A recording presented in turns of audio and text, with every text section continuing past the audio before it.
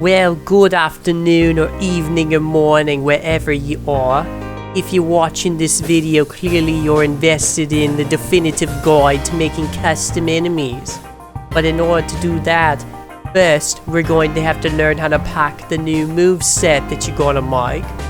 Last time, I told you how to extract animations and told you to look into what an AI does. If you've got everything unpacked that you want, then let's get on with this. Now that you've noted down all the stuff the AI can do, now you need to figure out where you want your little animations to go, because you're going to be replacing their actions that they're performing with these animations.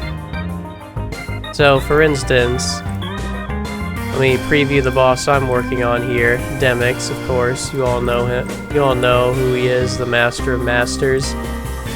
So when for instance, let's say I want to replace 51A with something from Orin, like, I don't know, just this basic little sword swing here. Alright? So if that were the case, then what I would do is I would open up Orin's little moveset here that has that attack. I would extract it. We're just kind of reviewing a bit, you know. I'd extract it, and it would extract as A301 if we did that. So I'm going to give you a little tip now. When you're extracting these, you want to add to the end of the name what you want the attack to, or what attack you want to replace. So as you can see, I've got a neat little list here. You know, A220 stunned is 58A, 59A, 60A, 61A. And these are all, you know, animation IDs that Xaddgx has. So eventually I can just start marking with asterisks here. Like, okay, I have something for this attack planned out already. Then you can just focus on things that, you know, you don't have marked off yet. Then once you do that, you'll know where you want to put stuff. So, I'll just get rid of that because that's not actually the attack I want to use. Now, this is going off track a bit, but unfortunately we have to, because these need to be built in at the beginning of the moveset for them to work properly. Unless, you know, you've got some magic that I'm unaware of at the time of making this video. So, let's talk reaction commands now. Let me open up Xaddgx's moveset here. So this is the default Xaddgx moveset. Now, if we scroll all the way to the bottom here, you'll see the AM70 and the AM71. When you're replacing a reaction command with a boss, you want to extract these so that you can preview them, because you'll want to know what animation corresponds to which if they have multiple reaction commands. So let's put this in folder AM70. Also put this in AM71. Just extracting them how we would any other animation. Go to the folder. Now, because these are Sora animations and not, you know, Xaddgx ones, you'll want to copy a Sora model into the folder if you're using an MDLX of Sora, which is always going to be, where is it? PEX100 for the default skin Sora. So we can just copy that, then rename it to a reaction command, then open another instance of the small previewer real quick, drag that in, and if you remember, 0010 corresponds to Sora, 0011 corresponds to his Keyblade, so we'll need to see that. Okay, so that's the animation where you fail the reaction command because he's not swinging the weapon. Just double check. We'll rename this to AM71 now. Drag that into the preview again. And okay, so AM71 is where he succeeds. Great. So let's go ahead and mark that down as, oh, I already have, but, you know, we would mark it as, you know, RC fail, or RC win, or just something that lets you know what you're messing with. Okay, so now that we know that, we know what we'll be replacing first. So if you open up the clean reaction command moveset that I've made, there will be all these slots here, most of them number 10. There's label 12. Here's what you need to know. Slot 2 is where you're going to put the Sora animation. Slot 6 is where you put a Keyblade animation, if any. And slot 10 is where you put a second hand Keyblade animation, if you wanted that. But Keyblades are optional. The model, however, is not. So you need to know what animation that you'll want to use for the reaction command. So if you haven't already, you'll want to figure out what you're using for that. In my case, I know exactly what I'm using. I will say, however, there is something important to note here with these reaction command animations. You'll see here that Sora's facing, you know, you, I guess. But then to actually turn around and hit his target, he's going to be facing the other way. A lot of reaction commands in this game that involve, you know, two of the characters interacting in unique ways. They are both adhered to the middle of the map for the most part. And because of that, one of them is going to be facing directly towards you, and the other one is going to be facing away from you when it's actually interacting with the opponent. So you need to make sure that when you preview these, you know that. There are ways to rotate the model in any animation, so don't worry about, you know, them facing the wrong way. But basically, what I'm saying is, Sora in this case has to be facing away from us if he's going to be hitting whatever AI is replacing Xaddgx. And Xaddgx's thing has him facing away at first, but then facing toward the player, or us, when actually going to when he's actually going for the attack on him. So, just imagine a sort of wall separating these two off, but they each have to face the wall. And perhaps it'll make more sense at that point. Alright. Now we know that. We know we'll want an animation in the future of Sora facing away from us, and the boss can just be facing towards us, which is usually the default anyways.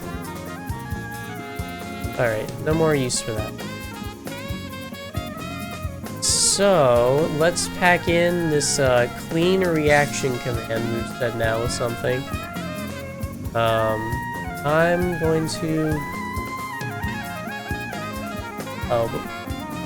before I forget, let me switch off of high contrast mode for a while. Oh dear God, my eyes. Holy shit, dude. Okay. Anyways, I had to do that so you could actually see the icons on the moveset editor. So, this will at least be a bit more visually clear. Fucking hell, let's get this over with. Okay, so let's grab ourselves the animation that we want to use for a fail. Assuming it's a reaction command.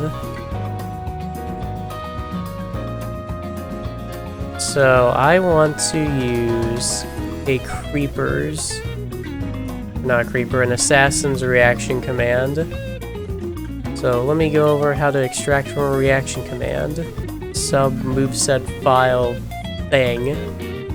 I did this with limits before, but I'll go over it again, just so it's clear. Here's an assassin. That's MEX 900. Let's open his moveset up. Drag this thing in here. Alright. Pretty sure the failure is AA54, so let's extract that to our folder. Alright. Now, as before, like I said, we need an AA54 MDLX Sora now. So let's drag that in because we got it. Make sure this is the animation we want. Of course, it's the animation we want. Alright. Cool. So, now let's open up, or, well, we can just go ahead and drag this moveset that we extracted in. You'll see 0010, 0011 are highlighted here, and we'll go ahead and grab our animation and reuse it for ourselves. Because that's just how we roll. AA54A and B, save that. I'll go ahead and save the Keyblade as well, because why not? We're already here. Whoops. Right, so when you extract the Keyblade animation as well, make sure you name this, like, key or something so it doesn't just overwrite your other one, you know, AA54 key. Alright, now let's pack this into our clean reaction command thing.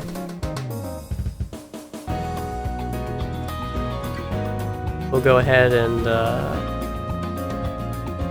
use the green pencil now. We will add in the AA54 to slot 2 here. And then we're going to go to slot 6 here because that's for the right hand Keyblade. We will add our AA54 key, A and B. Now keep in mind with these, you can't go having any fancy A and B names. You actually do need to name these 0010 and 0011 respectively. You can have an effect caster name, I believe. I believe that's fine. Yeah, it's fine. Okay. So this is a bit out of order here, but you know, we have to do this first. So on your reaction command properties, go ahead and take off everything here. You're gonna press this green plus here, and you'll just add a like a damage effect caster or whatever on frame 800, and you can just end it on frame 800 as well. Basically, so this never shows up ever. And then for this group over here, you're just gonna highlight this stuff and press delete. That's how I got rid of the stuff before. I'm gonna press the green plus again. We'll just add this little thing on frame 800 as well. Okay, cool. Now what you're gonna do is you're gonna duplicate this like a bunch of times. Just an absolute ton of times. Like, I don't know, 20 should do. And I will explain this in the future, but for now, just follow as I do. You're gonna do the same for this as well. Just add some stuff there, add some stuff there. Duplicate a bunch of times. Okay. Great, awesome. Now we will go ahead and save this as a moveset for our reaction command. We'll actually want to name it. And I don't believe it generally matters what you name it, but just to be on the safe side, I always name it the same thing as what I'm replacing here. So I'm gonna just go ahead and name this AM70 since that's the one where Sora fails the reaction command. Name it new, just so I'm not confused. Alright, so we've got one reaction command package. Now we'll package the other one. This will be for when we succeed with the reaction command. Fancy. So I've already got the AMB for this extracted, so speed this up, we'll just do this. Put that in for the player. Then we're going to name this 0010 again. We'll get something for the Keyblade. I'll just use the same one as before. I don't think it'll really matter. And if it does, then I'll leave my words, I guess. We'll name this 0011. Now, same as before. Gonna add that stuff on. Add this again. Duplicate a bunch. Wow, we did it. And we'll do it again for this.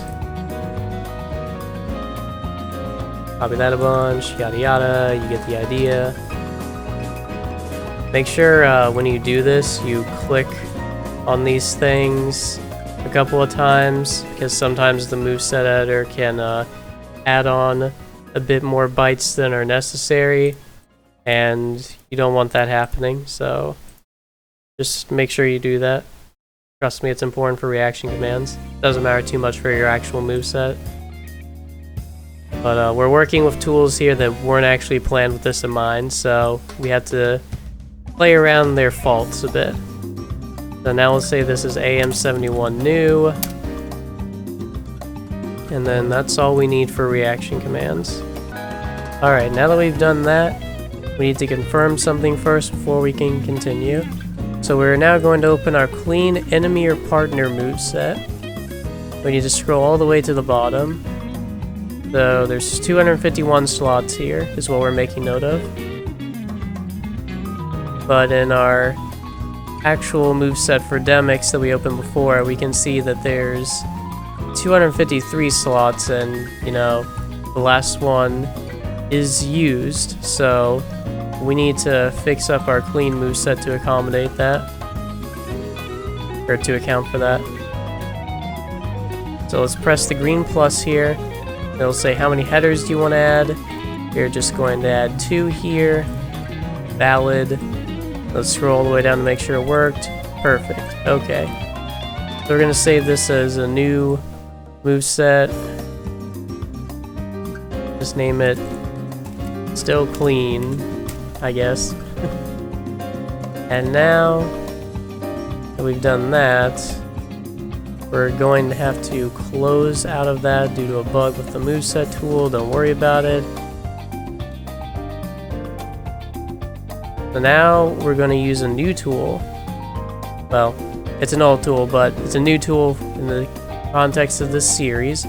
Our wonderful friend, the BAR Editor. Now, because Soraiko's moveset tool can't actually pack in sub-moveset files, we have to do it with this thing. But that's okay. So what we'll do is we'll open up our Still Clean moveset, and we're going to scroll all the way to the bottom here. So we know that because we added 2 more slots to match exactly what this is, we know this last thing we're clicking here is slot 253. This one will be slot 252. So we are going to right click this and select replace file first. We're going to replace it with the first RC that we made, well, the first RC file that we made, which is AM70 new. And then we're going to go up here to the type. We're going to change it to 14, which is a bar container. Then let's just change the ID to AM70. Then we're going to right click what we replaced, and we're going to select update type and ID. And now it will appear properly in the moveset editor when we go back to it. Next, we're going to do the same thing to this one. We're going to right click it, replace it with our other RC file that we made, which in this case would be AM71 new. We'll change the ID up here to AM71, right click this, update type and ID. Now we need to save this. Make sure that when you save this, you save as type imset file. Then we'll just save this as still clean 2. You don't want to go overriding stuff just in case something screws up, but for now, we're in business. So let's go ahead and drag still clean 2 into this. Now we'll see, we highlight these. They are officially reaction commands things, or well, sub moveset files. So that's perfect for us. Alright, now that we've gotten that out of the way, let's talk about actually packing the moveset file. So I told you before to figure out what's going to be replacing what on the file. Now we have to go over where to actually put them, and this is pretty easy to follow along with. This is the easy part for now. As you can see, for instance, Xaddgx's moveset has 00A on slot 0, 0, 0, which is your idle. So we would right-click we wouldn't right-click. We would left-click it, then we would use the green pencil, and we're going to put in here what we would be using for our 00A. So if you mark these with brackets before, you'll be able to find it fairly quickly. You got your idle 00A here. Alright. And now we've got something put into the moveset. Keep in mind you can change these A and B names to whatever you want. I usually like to name my stuff things based on, you know, how the attack looks, but you're limited to 4 characters, so make them count, I guess. But, you know, for this we'd have idle or whatever, and you don't have to have the EC name as the exact same thing. This is Ecaster name, by the way. But anyways, you don't need to have it nearly this. You'll need to have it the same, but it's generally recommended. Why? Because it's easier to keep track of if you ever need to search in RAM. But honestly, I don't know if I'll go over RAM in this series with you guys. I might. I'll have to eventually. Anyways, now we've got two 01As here, which if we look in his original moveset file, you know, we know is a walk, so if you followed along with what I was saying before, then you know, push the green pencil after left clicking it, and then you will have marked down something for your walk, like 01A, and then boom, you've got something. And we can change this stuff to walk. Now here's something important. If you want to use the exact same animation and you'll have the exact same properties to it, then in this case you do not use the green pencil. What you can do is you can right click, change this pointer, and you can select the A and B that you're using for something else. So now you are using the exact same animation and effect for two different things. This is very, very important to take advantage of because it saves you size on your moveset. Because if you were to re-import this A and B, you'd be adding the length of this animation again, effectively doubling how much this costs you. And keep in mind that with Kingdom Hearts 2 Final Mix, you're basically only working with about approximately 13 megabytes of RAM before everything just starts screwing up. So you need to watch your file size limitation. But anyways, we'll go ahead and move on for now. The next up is just 52A, so we're just gonna do that. Great, got that, cool. We're just gonna keep doing this over and over again.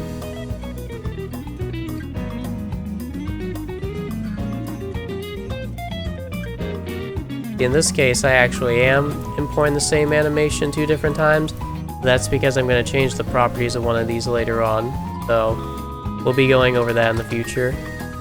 In this case, when you do your A and B naming at that point, you'll want to name it something like, I don't know, I'll name this jump, but then I'll name this like jum2, so that way I know that they're separate files, essentially, and then I'm gonna have different properties for each of them. Alright, so we'll just keep doing this now. In this slot 5 you got 54A, so we'll just add what we have labeled there. Then we'll just put land, because you know this is gonna be when he lands. Alright, and then, you know, this is just the general drill. Next up is flinch animations, generally. If nothing else is taking up these slots. 20A and 21A are your front flinching weak hit animations. 22 and 23 are your back weak flinch animations. 24 and 25A are your weak animations for when you're hitting the air. 30A is when you're critically knocked up in the air, and 31A is when you land from that critical hit. 32A is when you're critically hit from the back, and 33A is when you're critically, you know, landing from the back. And then slot 20 and slot 21 are the animations that play when the character is thrown into magnet and they don't have super resistance to it. Like basically, you know, you magnet, say, a bunch of shadows and they just kind of rotate around the magnet slowly in the same critical knockback animation. And that's what these are. So in the case of Xaddgx, he's not going to get pulled by magnet like that. He'll just get weakly hit by it. So we don't really have to worry about these being anything different specifically, but let's go ahead and replace our flinch animations now. As a general rule of thumb, if someone has like 4 flinch animations, I typically only grab 2, or for the weak flinches on the ground. And the reason for that is it saves you space and it doesn't really matter. As long as there's 2 different animations for when they're getting weakly hit, it looks natural in Kingdom Hearts too. So it's a good way to save space and, you know, change the pointers like I did there. And now you've just got 2 animations. Make sure to sequence them in this order where there's like, you know, your first flinch animation, then your second flinch animation, then your second flinch animation again, and then your first flinch animation. That way the same animation won't repeat when you hit them. Okay, and then it's on to, you know, weak air hit animations. We'll just do that. So if you can see the pattern here at this point of what I'm just doing, which is just putting things into this clean moveset that correspond to the slots that are being used by Xaddgx, then congratulations, you've been following along, and you may have an eye for this sort of thing. Congratulations. So I'm going to go ahead and change the pointer of this to A210, which will be the critically knocked forward or knocked back animation, then A213, which will be the one from the back. And okay, now let's just keep scrolling through this. Okay, we've got 80A here, no problem. Let's just add to that. So that's basically what this is just going to be for the entire time. So I think this has gone on long enough to where you'll understand. So I'll go ahead and skip to when I've finished doing this. Alright, so we've got everything placed in the slots, right? Just as a quick side note, Slot 131 represents death of the boss when they're on the ground, and 132 represents their death when they're in the air. These typically are just the corresponding flinch animations, like 20A and 24A, but you can change them to something else if you want something, I don't know, special to happen visually. Slot 140, if you so choose to add it, is what happens when the boss gets blocked when they're using a hitbox that actually causes recoil on the ground, and slot 141 is when they're parried in the air. Beyond that, bosses are fairly dynamic. Well, now that we've done all that, we can finally save our moveset.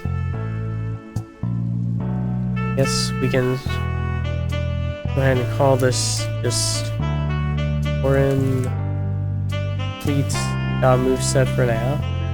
Next up, let me go over some other stuff with the BAR editor now. So there are going to be some things that you'll need. Alright, so I've changed my model that I'm using for incomplete.mdlx as well, so I'll be able to preview this in the model previewer. You want to make sure and do this for a few animations just to ensure that your moveset actually saved properly. And yeah, this did. He's working properly. Now that we know that, whoop-de-doo, let's go over what else we need to use the BAR editor for. So, an MDLX file primarily will consist of 4 things. It will consist of the model itself, the textures, the AI, unless you're the player in some cases, and a collision file. Now, I'm going to provide the collision file that you should use on pretty much everything in the downloads that are in the description. So I'm going to go over this. So let's get 2 instances of the BAR editor open. The top one is going to be our boss, and the bottom one is going to be whatever else we need to open. So first things first, you want to go to PEX100, and you want to open it. We're going to extract 0x17 from this to our folder. And the reason for this is because, one, I'm just showing you how to extract stuff using the BAR editor. Now I'm going to show you how to add a file. So let's go ahead and go to our guy, and let's put in 17 since that was what it was before, 0x17, whoop-de-doo. Then we'll just type in PEX, because, you know, that's the collision we're using. Browse to our thing, and we'll open it. Now we've got ourselves a collision file. The reason we use Sora's collision file is because I have the most notes on how his hitboxes work, which are part of the collision file, and it's just generally good to use. Then after that, we need to add in our AI. Now, in case you haven't been keeping up this entire time, we're using Xaddgx2's AI. So now in our BAR editor window at the bottom, we're going to go back to Xaddgx's model, his MDLX, which is BEX120HB. We'll drag that in, and then we're going to extract the 0x03 file, and make sure it extracts as an AI file. Alright, now we change the type to 3. We'll just put in BEX here. Perfect. Now our MDLX has collision and Xaddgx2's AI in this case. So then we just save that as our MDLX again. Now we've got a character that's going to function properly in terms of collision and AI, that is. And now there's also something else, A.FMs.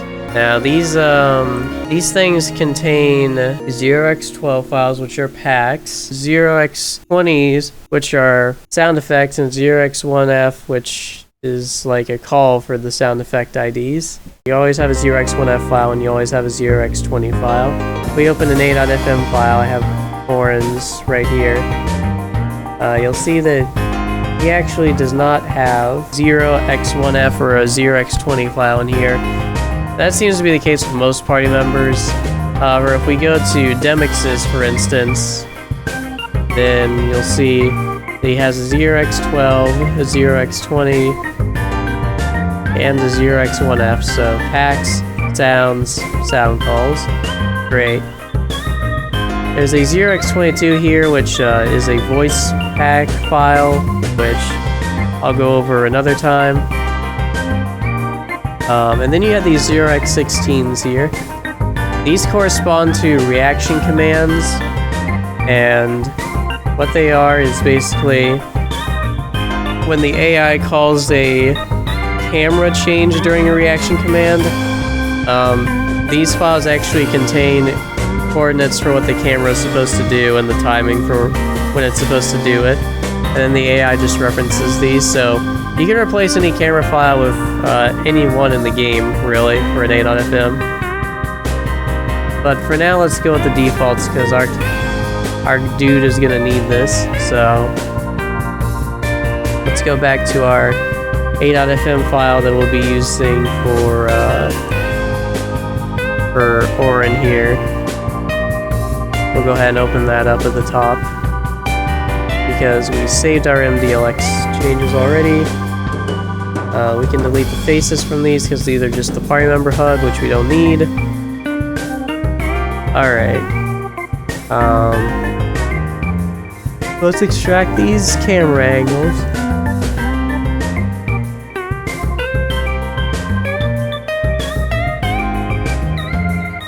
And then let's go ahead and, since there's 0x16 files, we'll go ahead and add those in.